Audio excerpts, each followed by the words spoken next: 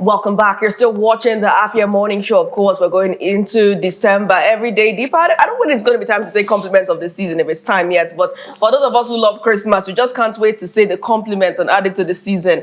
I mean, the question I've been asking for a long time now, I think about it every morning. And of course, whenever we come here on the show is, what would happen if President Bola Tinubu requests for something and the Senate says no to it? I mean, I'm starting to think more and more about those assertions about Nigerians when they say that we have a rubber stamp Senate. So I'm asking, what exactly will happen if the Senate actually interrogates the things the president asks for or even declines it? Is Nigeria going to fall apart? And when last was any of those appeals actually denied for any of the presidents? I mean, that's food for thought. I thought to share with you. I'm not here alone. I do have Oji Wachuku here as well. Oji, amazing morning to you. How are you doing? Good morning. I'm great. What will happen is that individual, set of individuals that opposes that, which the president proposes, EFCC, DSS, all is going to be coming after him. Definitely, we have seen this card played out a couple of times and all that stuff. So everybody's trying to hide their head. Why do you think so many people are defecting to APC? Once you get to that party, all your sins are forgiven. Yes, this one is really all about, for me, it's requests. It's just food for thought. And that's why we have, shall we say, founder, CEO of CeeCee's Nuggets here, who is also Afia TV radio, of course, Afia TV and radio producer and presenter here. Perhaps you'll help us add some, shall we say, mayo or ketchup to the nuggets and help us understand if it's possible for us not to have a rubber stamp Senate at a national level and perhaps rubber stamp state houses of assembly. What's your take, CeeCee? Good morning. Good morning, Atlee. Good morning, Oji. Good morning. It's great to be here again. This table, the legs of this table are very, very weak, about to be destroyed. But I think it's just pretty much what Oji said. The golden rule, some would say, is this: he that has the gold makes the rules. And if you don't align with that person, well, whatever you see, you take it. Rubber stamp, it is what it is. It's what we're seeing. So, I mean, quite unfortunately, you don't bite the fingers that are feeding you, literally. All right, we'll see what's making it to the Senate this morning. Let's take a look at headlines. We'll begin with Daily Sun and the top story here. Insecurity, Nigeria facing perilous times, according to UN envoy. Recent developments suggests Nigeria far from goalposts set by founding fathers, according to the MPC. PDP at crossroads says Turaki claims some persons want opposition party dead. Constitution review, NAS to decide on state police, LG autonomy, genders bill, others, December 9th and 10th. Bode George alleges democratic violations, says Nigeria stands at crossroads. Senate screens Musa defense minister nominee today. Northern group false calls for Matawale's resignation. Also here, press freedom, IPI blacklists IGP, 2 governors, honors DSS DG. On Vanguard, alleged Christian genocide. U.S. lawmakers disagree with federal government, say steps taken so far by FG to deal with the problem insufficient. Gunmen kidnap 5 Rivers Varsity students, 14 passengers in Imo. APC, FG suffocating PDP opposition, according to Bode George. Mba presents record 1.62 trillion naira 2026 budget of renewed momentum. Weak FIOSHE, 9 others get PDP expulsion certificates. PDP won't be silenced, Turaki declares as Damagum hands over. And also here, fast-track field development or step aside, federal government warns IOCs. New Telegraph. Insecurity will reclaim ungoverned spaces from non-state actors, Tinubu vows. Expulsion, PDP to place disclaimers on Wike, Fayose, Anyanwu, Bature, others. Federal government moves to extend the social protection to 60 million informal workers. 2027, no time to waste on our rescue mission, according to Atiku Abubakar. And also here, CBN holds exemption of embassies, donor agencies from specific cash policies. And moving on straight to The Guardian, chaotic Yuletide travels loom as 15 airlines face 65% capacity dip.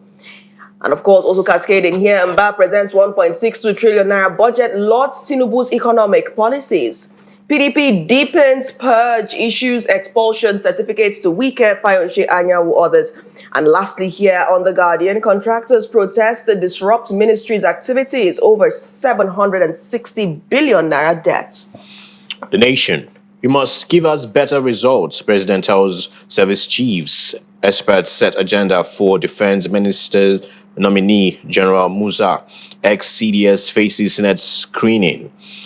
Credit deploys 30 billion naira in consumer credits. 200,000 people have benefited. Adeleke set for accord as chaos rocks PDP primary. Omokri's ambassadorial nomination gets full backing. Benedion hails First Lady's support on reserved seats for women. Moving over to Daily Trust. Why Tinubu returned General Musa. Fire kills family of 5 in Castina. Constitution amendment reps to vote on states creation. Orders December 10. Press freedom. IPI list IGP to governors in book of infamy. FCT community school where only 17 out of 136 pupils attend classes. Moving over to Nigerian Tribune. Reps begin debate on step listing other constitution review bills today. The votes on bills next Tuesday, Wednesday, before transmission to state assemblies.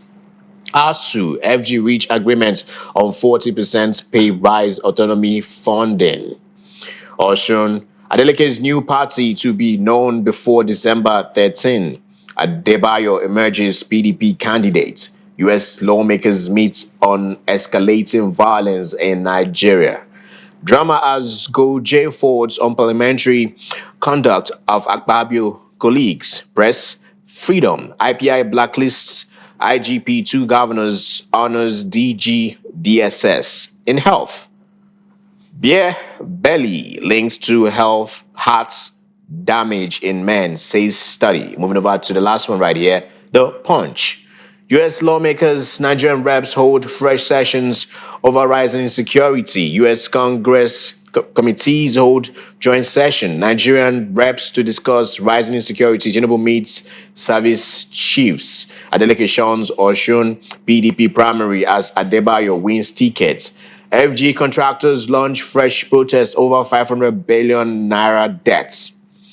And this one says UBA, group ushers in Utide lights up Marina. Lagos Utide, local flights break 300,000 naira mark.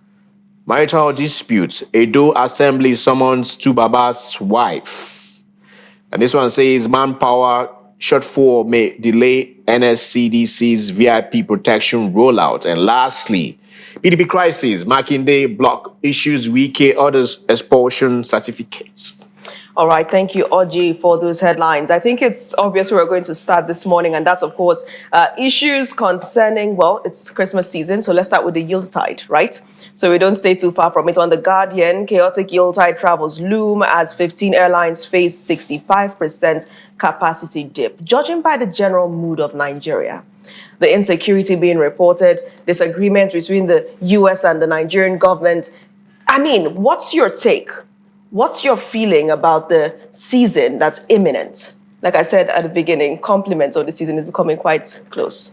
Yeah, I mean, we thank God for everything. we're in the Yuletide season, and Christmas. Well, let's just put it this way: the Yuletide season has always had its challenges every now and then, highs and lows. Sometimes more highs than lows, depending on what's trending, what's been happening in the nation, and even in the globe most times. But in all the years that I've lived, I've noticed that even if there are some things that try to undermine the Yuletide season, you don't stop people from celebrating. People will still celebrate, especially in this part of the world, the Southeast. People will still travel. Even with the 65% capacity dip in the airlines, people will still travel. They'll still make that migration, particularly from the Southeast. They'll take the issues happening in the country concerning insecurity rather, concerning the economy, concerning tribalism and nepotism and a number of other things that are happening. Because, the Southeast, it is a known fact. We've always talked about that. The fact that the Southeast seems to be like in a world of their own, sort of, in the sense that we here in the Southeast tend to be Republican in nature, and we try our best to ensure that what's happening at the center and other regions of the country don't necessarily affect us or are not very detrimental to us. We sort of, when I say we, I'm generalizing, talking about the Southeasterners tend to live in a bubble. Let's put it that way. So even when others in other parts of the country are going through serious stress, going through a lot of crisis and are being very, very depressed and despondent, the Southeasterners just have a way of taking it like water on the back and moving on because we have that tenacity, that drive. So I think even though the Christmas season is going to have its own challenges because of what's happening in the country, celebration will still continue. All right. Vanguard alleged Christian genocide. U.S. lawmakers disagree. Federal government say steps taken so far are insufficient. Do you believe that the federal government is taking enough steps, especially as we're seeing another headline here cascading to the nation? You must give us better results, President tells service chiefs in that closed-door meeting yesterday. So do you agree with the U.S. that the federal government of Nigeria is not doing enough, or is it doing more than enough? You know, this scenario reminds me of a film that I watched many years ago on TNT Classic Movies. That's Casablanca, starring Humphrey Bogart. So at the end of that film, the villain in that film was killed by the main character, Humphrey Bogart's character. Then the police chief came there, saw that the villain was killed, a Nazi officer, German officer, and then he made a statement. He said, round off the usual suspects. And the guy just went there to round off the usual suspects. So what I'm trying to say in essence is this. I know drama when I see it. I know theatrics when I see them. And the government has the firepower, but not necessarily the willpower for obvious reasons that are obvious to them, to clear terrorism out of the way, clear banditry out of the way, clear all the things that are fueling insecurity in the country out of the way. They have what it takes. However, there is a scheme on ground. This is not an allegation. You talk about genocide, and the fact that the United States is clamping hard on that, and what they are showing are just optics. Sacking the service chiefs, we've seen this before. It's not an issue. And of course, because we don't have a culture of resignation in this part of the country, it's meant to be major headlines to people that the chief of defense staff just tendered his resignation, even though it's on ill health. But the fact is, okay, he resigned. He feels he can't handle the pressure of what's going on, so he has done the honorable thing. So these guys are honorable. Basically, they're trying to create an impression so that people, not just in the country, but outside the country, will say, you know what, these guys are trying to do something about it. You can see the different raids. The girls that came back that were rescued, or were they rescued, or were they escaped from some people? I don't know what it was. But the girls were reunited with their families, and it's just giving you the impression that something is working. Even if the federal government is working, I put it to the federal government and everybody who's listening, they are not doing enough. So the United States of America and their representatives who are looking into this matter are very correct. We are not seeing enough. We on ground can say clearly that they're not doing enough. As you stated, Mohammed Badaru Abubakar, stepped aside on health concerns, right? Yes. And the president of the nation, Bola Ahmed Tinubu, is trying to return General Musa, right? They were all pro when he revamped the service chiefs, his cabinet, by the way, and affected the service chiefs and all that, right? Is this strategic for him to reposition this individual, knowing fully well that, yes, Nigerians were yearning for him when he was removed, and is it also strategic at this point in time, we are facing what we're facing in the country, for him to come around to and help ameliorate this suffering of we're going through in the nation? You can accuse the president of the Federal Republic of Nigeria, President Bola Ahmed Tinubu, of many things. One of them is not of lacking strategy. He's a strategist. He knows what to do. And that's really the frustrating thing. Those in power know what to do, but they lack the willpower to do it for clear reasons. And this is a case of giving us what we want, showing us that you can give us what we want.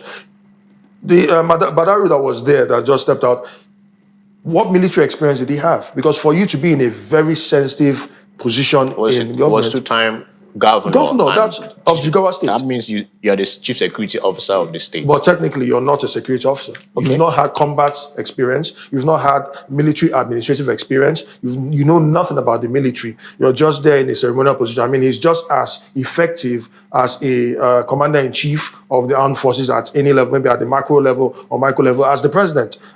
President Tinubu has never had military experience, but he's the CNC. So basically, it's just ceremonial.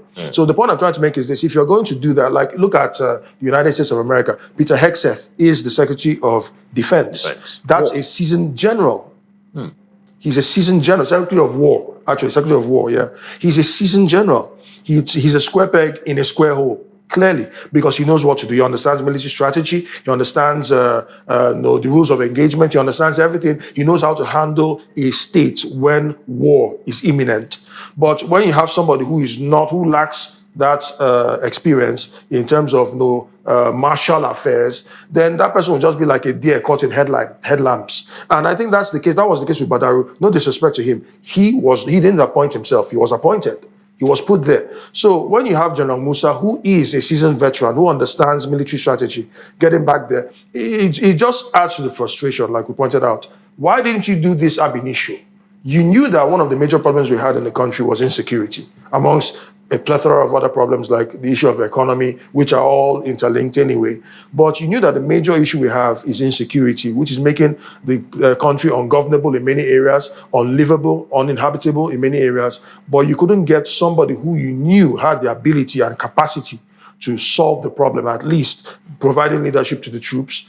Now you've done it. This, for me, is more like campaign after elections, and it's all for optics. There's something I'm going to ask you, right? Okay. Who is to be blamed? Who is to be held accountable at this point in time? Remember during the campaign period, when you're campaigning, right? Kashim Shettima, our VP, made a salient point. He uttered that Bola Ahmed Tinubu will face the economy squarely, and him would handle security. Who failed now? Bola Ahmed Tinubu, we can give it to him. So many prices are coming down in the market right now. Let's say that, okay, maybe he's doing something. But security is heightened. Insecurity, by the way. So who is to be blamed now? Well, technically, the entire government or individuals that made some statement that they would handle some certain infrastructure institution, and the other individual handle some infrastructure institution. If you recall, when Bola Ahmed Tinubu, the then presidential candidate under APC, was campaigning and then took his campaign to the diaspora in the UK, went to Chatham House, he had several people speak. He delegated all the conversations. He delegated, Nasser Rufai to handle a sector, delegated different people to handle different sectors, more like showing that they have the capacity to do these things too, that he's just, he's supervising them, that they can do that. The ruleship. Yes, basically that's what he was trying to do. But at the end of the day, last time I checked, the man sitting down in Aso Rock on the seat, there are seats and there is the seat. I'm referring to the seat of the President of the Federal Republic of Nigeria, is not Kashim Shettima. Kashim Shettima, whatever promises he must have made campaign promises about security, and sometimes I even laugh. I wonder what gives him the right to even talk about security when there's the albatross around his neck was very, very clear concerning the allegations of him and his connections with Boko Haram. Let's leave that. But individuals or critics we are saying that having Kashim Shettima as a VP would reduce these things we're experiencing right now.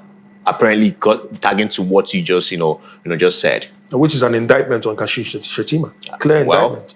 Which is why, and that's the rascality of the campaign that happened right now. That travesty of the campaign that happened, because under normal circumstances, the person that we should be listening to is the man who will be calling the shots. The vice president doesn't call the shots. In fact, the vice president, the office of the vice president in Nigeria, unlike the United States of America, which has a very strong vice presidential office, because the vice president in the United States is the head of the Senate, the head of the Congress. He sits in the Congress chair's position. That's what he does. On the executive level, maybe you could say he's almost like a figurehead who steps in there to handle issues in the absence of the president. And that's what's happening here. The vice president is largely redundant, he's delegated to handle one or two things at the behest of the president. So somebody who has that capacity or who has that limited responsibility cannot tell me about his plans to handle insecurity.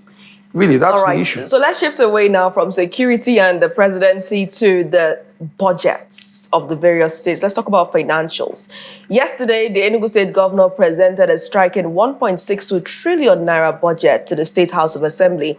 And if you look at the current budgets that we've seen in the Southeast region, that budget is apparently the highest in the region, followed closely by, of course, Abia State as well, which has a 1.016 trillion naira budget. And then nationwide, according to the current budget, some states are still yet to present their budgets, but Enugu seems to rank number 3. And of course, right above Enugu, you have Delta with 1.664 trillion and Lagos with 4.237 trillion naira. So the budgets has shifted from the billions to the trillions range. And I'm sure at some point, maybe when we're still kids, it was in the millions range. What's your reaction to the Enugu State budget of renewed momentum? Well, first of all, I'm going to say this without minding whose ox is God.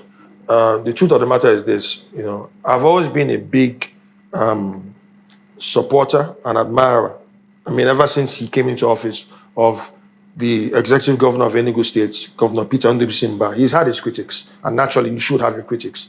But when you talk about governance, there are metrics that you use to check to evaluate whether governance is in the right hands, whether it's being carried out.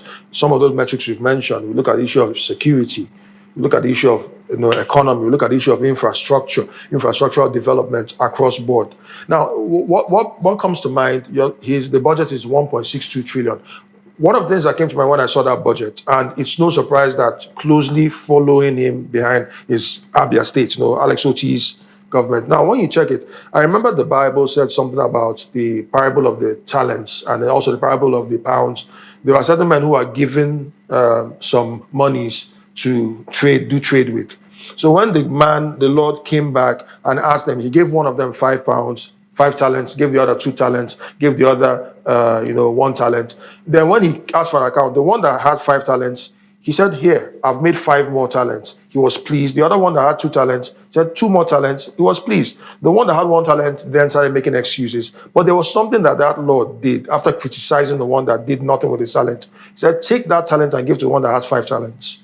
Now, what does that tell you? That tells you that the man that has the capacity to do great things with what he has will do greater things if he has addition. Now, Governor Peter Ndubisi has shown us in just over 2 years what can be done. Of course, that's an indictment on the previous administration, but what can be done with the resources that are available. He's done everything he has to do. You can accuse him of taxes, inflating taxes and doing a number of other things. But when you look at the development that's going on in Enugu State, I, as a resident of Enugu State, am pleased with what I'm seeing. So if the budget is 1.62 trillion, he's shown us what he can do with the previous one. So with that 1.62 trillion, that means the plans that he has are there for all to see. And let's see what he can do. Now, if he fails, let's give him room to succeed, first of all. I'm just going to ask you a question, right? Yes. Let's talk about the past budget before we come to this. There's prominent things promised, and the budget carried it. One is water. The whole promise, the whole campaign around 180 days and pre-post the election and all that, right? So I'll ask you, is that working now in Enugu? When you turn on your tap in Enugu, do you see running water in almost all the urban and semi-urban areas in Enugu State? One, the 260 smart schools, right? Are they standing in all the wards in the local government as promised to? That's another question.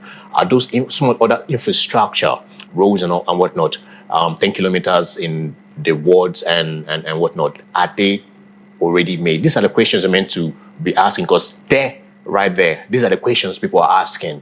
You're bringing 1.62 trillion budget for 2026 renewed momentum, right? What happened to the past budget and all being promised, all the works put in there, to be put out there, right?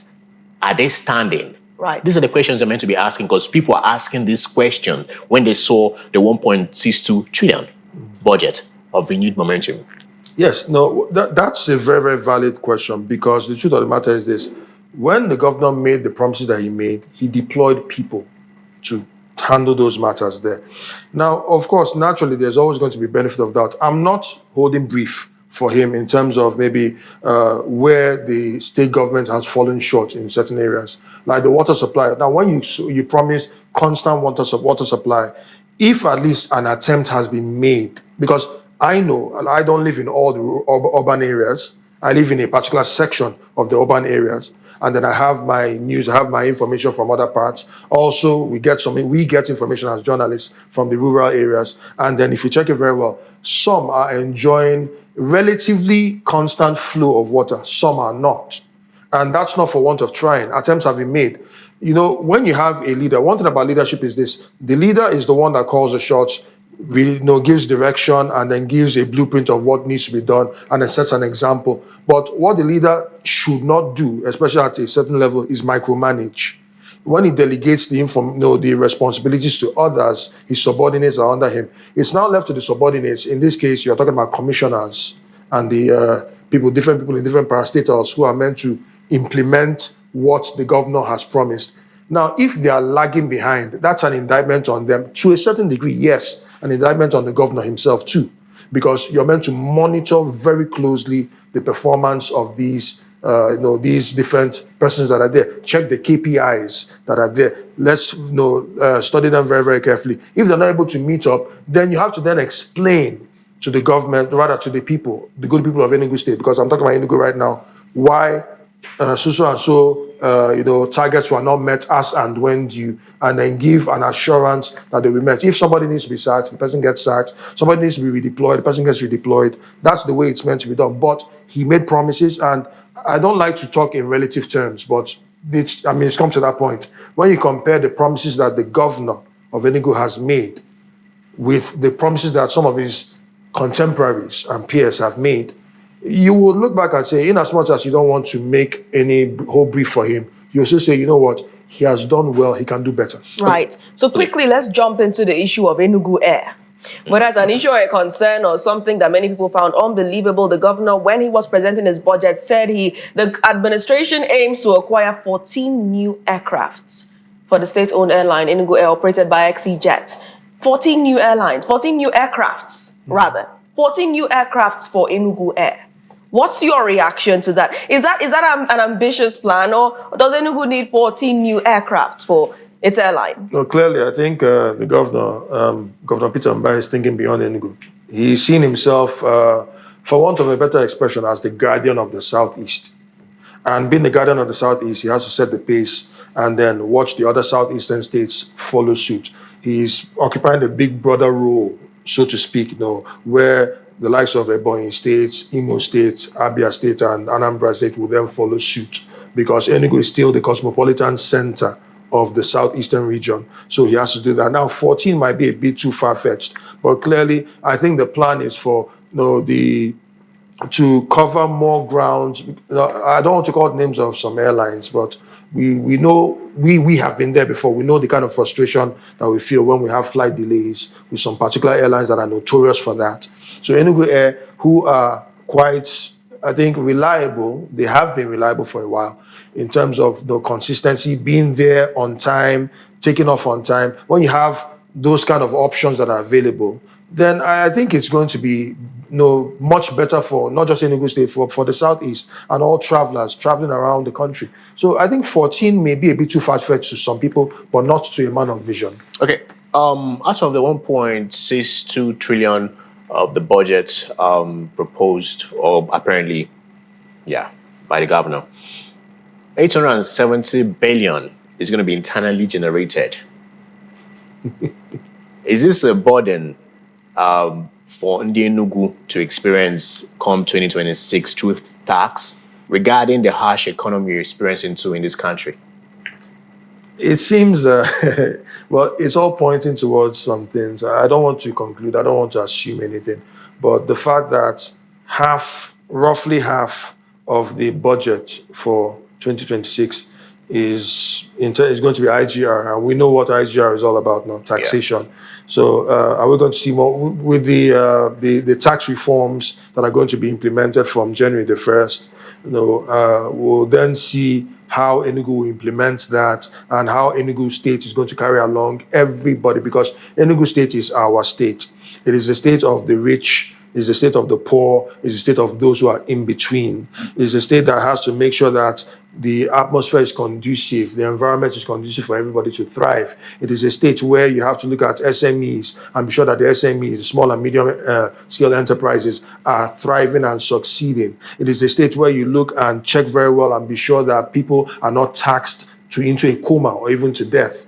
So these are the things I expect, and I hope that the governor is checking, because IGR has to look at, equity more than equality. Equity.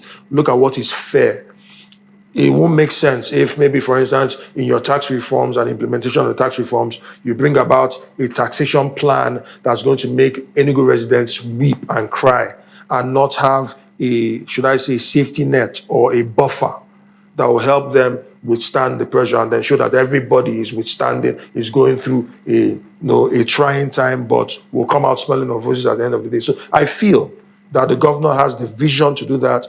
One other thing that he needs to show to Enugu, Ndi Enugu, and every other person who is an interested party and stakeholder is that he has the compassion to integrate everybody, to create inclusion and make sure that people don't suffer during these reforms. Right. Now, speaking about the funding of the budget, of course, through internally generated revenue, like Oji did point out, a combination of 870 billion naira of IGR, and of course 387 billion naira from the Federation Accounts Allocation Committee, and 329 billion naira from capital receipts. Now, speaking about the infrastructure developments we've seen in the state, the International Conference Center, the new hotels that we're seeing, of course, the 5-star coming up, the Hotel Presidential, and other infrastructural upgrades, do you see more windows for profit for the state, for IGR for the state, or do you think it will be largely driven by taxation? Will we get more money as a state from visitors, from events, than we would from tax, or is it the other way around? Now, ideally, I think it should be a combination of both, because if the cards are played properly, we mentioned them, like for instance, the revamping of the Hotel Presidential, which was moribund for so long, it's been revamped. All the different things that the issue of I don't know why I skipped my mind. International Conference Center. Even apart from the International Conference Center, the Nikki Lake Resort, revamping with all that's going on down there. Everything is pointing down to this same issue of tourism, making Enugu State a tourist attraction. Like when we had the privilege of interviewing the EU representative, that Ambassador Gautier Mignon. We were talking about that, and also trying to sell the idea in a way, in a subtle way, of Enugu being the hub of culture and tourism here. That's part of what we're talking about there. Enugu State should be the state that is at the lead, at the vanguard of tourism. Because Enugu State, if you check it very well, is still pretty much the safest state in the southeast, and maybe one of the safest states in Nigeria. So naturally, when you check security and safety, then that's one of the things that serves as a major cornerstone for tourism. So the tourist attractions in the state will need to have more anyway, because many people are culturally inclined, have more tourist attractions. When we have more of that, and we have IGR based on that, the weight of the taxation will be drastically reduced. I mean, we're going to head into more analysis of that budget much later, but what do you think of the title, the theme of the budget of renewed momentum? How does that resound with you? I mean, you kind of see the renewed hope initiative. I was like, why the tie? Why tagging it? Why tying it? Renewed momentum. We have so many names of different budgets, right? With different names of different budgets. But let's focus on the one we just saw, renewed momentum. What do you think of the tagline? The tagline, I think the tagline is apt for a particular reason. There are a number of reasons, but one key reason. The recent defection of the governor to APC, the ruling party, naturally you have to align in certain things. I understand. So I totally understand. It's more of like a political undertone. Yeah, it definitely has it. I mean, anybody who claims it doesn't have a political undertone is simply deceiving himself. So it's either you wear the infinity cap or you renew your activities one way or the other. I think that's what the governor of Enugu State is doing. Renewed momentum, and it's good because there has been momentum.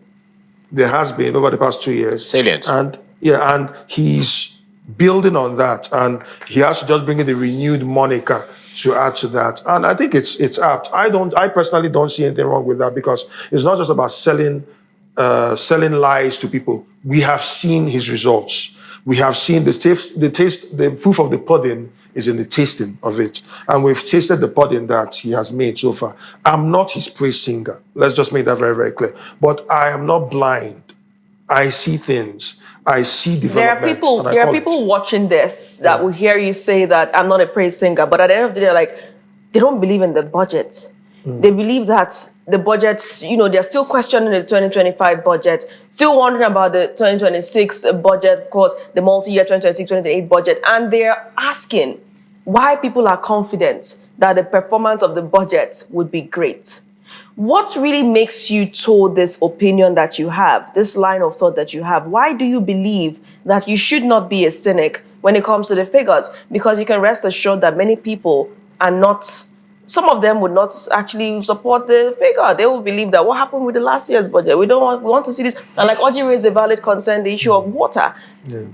No, see, the thing is this. I remember Oscar Wilde, the Irish playwright, in one of his plays, one of his characters there, Lord Darlington, made a statement. He said that a cynic is somebody who knows the price of everything but the value of nothing. Naturally, we know that there will be cynics. I myself criticize, and I don't hold back. Clandestine, indeed. Yeah, you could say that. But really, I mean, you call it what it is. Call it a spade, not a garden implement. The reality on ground is sometimes you need to look beyond what is happening and then look at the intentions. Yes, I know that the road to hell is paved with good intentions, so intentions are not enough. When we see the actions, when we see the implementations that spring from those intentions, then we should give the benefit of doubt. We have seen, because let's face the fact, with the wave of what happened during the 2023 election, the governor, Peter Mbah, was caught in a crossfire. He had to work very hard to convince the electorate to vote him, because we saw about what happened, the LP, obedience movement, so many things were happening there about to sweep Enugu. So that wildfire, he was caught in the crossroads. He had more friction than his predecessors had. So he had to really prove that he was the man for the job. He got in there, and then by being endorsed by one of the former governors, Governor Solomon Chime, who, of course, up to now, was the best governor that this state has had in terms of infrastructure, in terms of development. That's my take. Anybody can feel free to disagree. But the reality on the ground is that he hit the ground running when he became governor of Enugu State. And then he showed the difference between somebody who is who understands leadership and can work with technocrats, and somebody who is just there as a career politician. We saw that. So let's take it back to Nigerian Tribune. Reps begin debate on state policing, other constitution review bills today, and to vote on bills next Tuesday, Wednesday, before transmission to state assembly. What's your take regarding state policing? Come back right here on the front burner. Just a couple of days ago, the president declared state of emergency security, by the way. And one of the proposed clause was state policing, something we've been talking about since last year, and I guess it's been hitting deaf ears, because assuming this was established, we won't be having this incessant terrorism or banditry attack we're experiencing, just experienced like a couple of days and weeks ago and all that, right? It was crazy and it was mad. But some critics are still bent on saying that this is not the right, take, having a state police, because they're going to be misused by the state government. What's your take? This conversation coming back right then from Ghana. No, this has been a recurring theme, this conversation concerning state policing, because we're all looking for different options and alternatives regarding safeguarding our people. Not just in the southeast, not just in Enugu, not just in the southeast, but across the country. And state policing has been an option on the table for a while. It's long overdue. It's at the front burner, and it needs to be given the due attention. Now, I've looked at the pros and cons of state policing. We've talked about that on air. I mentioned it clearly. I think Barrister Chidi was here when we were talking about the issue of state policing, deliberation on the thing. And I've pointed out that the pros and cons are very, very clear. First of all, if you look at the pros of state policing, if it's handled properly, you're looking at a case of the police force, the people, that's the state police that are there. These are people who are locals, mostly locals, who know the nooks and crannies of the state. Some of them even grew up in the state. Some of them know the criminals. Like if you look at the United States of America, I like to use what is almost what's close to a perfect federalism as an example. That's why I keep on referring to the US. Look at the US. you're looking at the different states, state polices, the departments of police, LAPD, Los Angeles Police Department, NYPD, and so on and so forth. You find out that one of the clauses in employment in these PDs is that the officers have to be locals. They grew up within that area. So when they, for instance, hear of a crime has been committed, say, wait, in this neighborhood, I know the people that are in that neighborhood. They go there, and then sometimes they even use their discretion to get informants who will then help them out, because they know these areas very, very well. And that's part of the pros. So if that comes into place where you have people who grew up in, let's say Enugu as an example, grew up in this area, so it's going to work hard. But the major con that I have, and we talked about that, is the fact that the state police will be subject to the whims and caprices of the sitting governor. And that's my problem.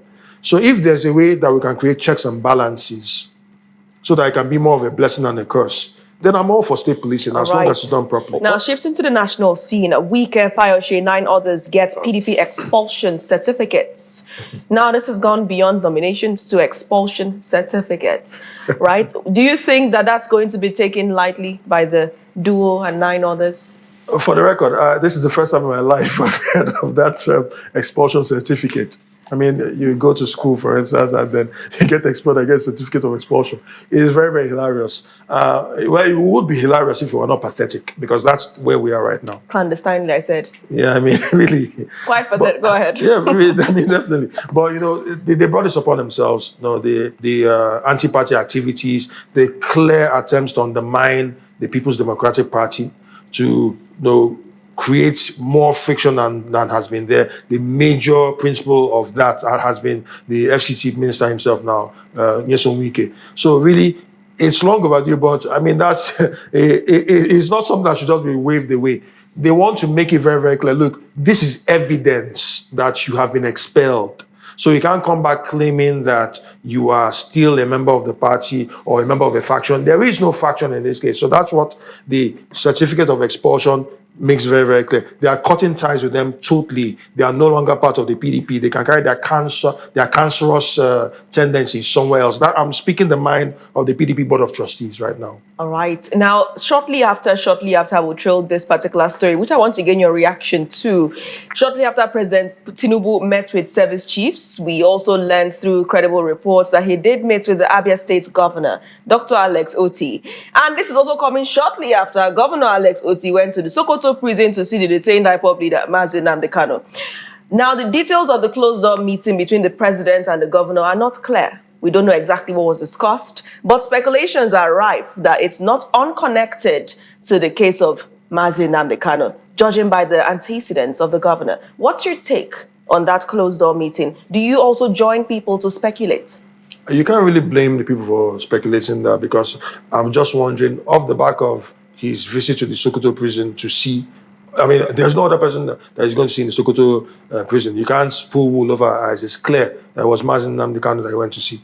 Then meeting the president in a closed-door meeting. First of all, he's a southeastern governor, one of the governors of one of the most developing states, fast-developing states in the southeast, that's Abia State. And then he's, incidentally, the state governor of Mazi Nnamdi Kanu himself, because he's from Abia State as well.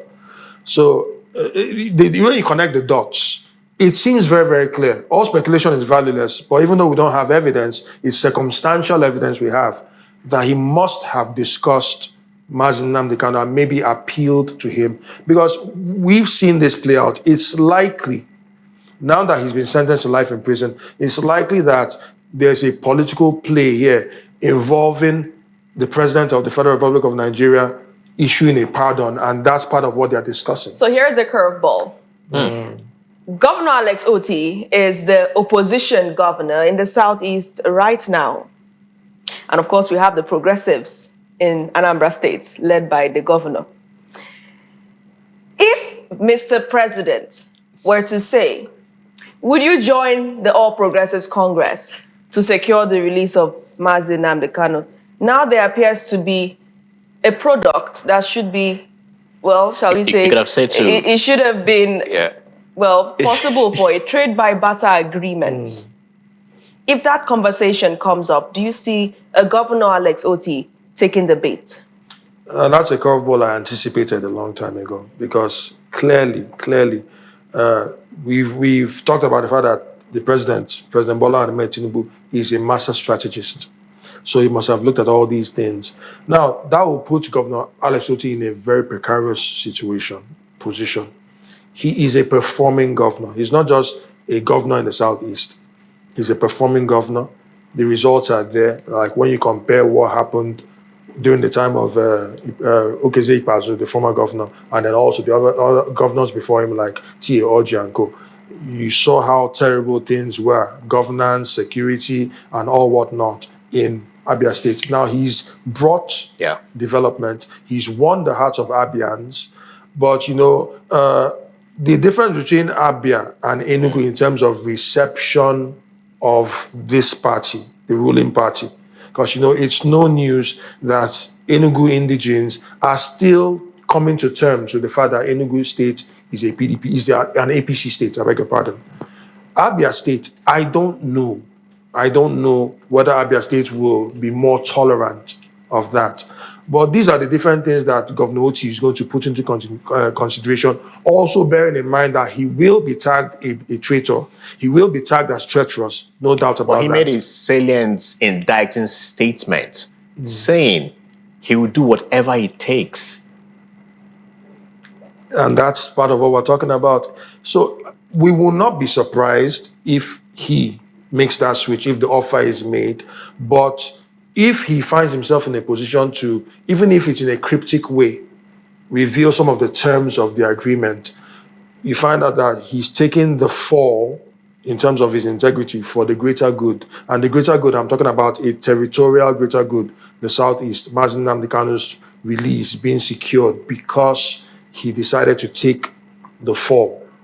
You know, that's the angle I'm coming from. So if he can sell that to his critics and explain, look, I know I don't really care much about what you think about me, but I did this for the interest of this icon, this symbol of the Southeast, then I think it's something that he might even consider. But you have to put something into consideration right now. Looking at a personality in the person of Governor Alex Otti, do you see him as more aligning more to governance or politics? Because this is where this comes to play. If he aligns more on governance, he is doing it for the people. If he aligns more on his political career, he's doing it more for himself. Your take? Now, he seems to me like a person who aligns more to governance, but let's not forget that governance, one of the bedrocks of governance is still politics, because politics is essentially power play. For you to effectively implement the principles and ethos of governance, you need politics. And this is something that he also is mindful of. He's a veteran in politics. He didn't just come into politics. He's not a political newbie.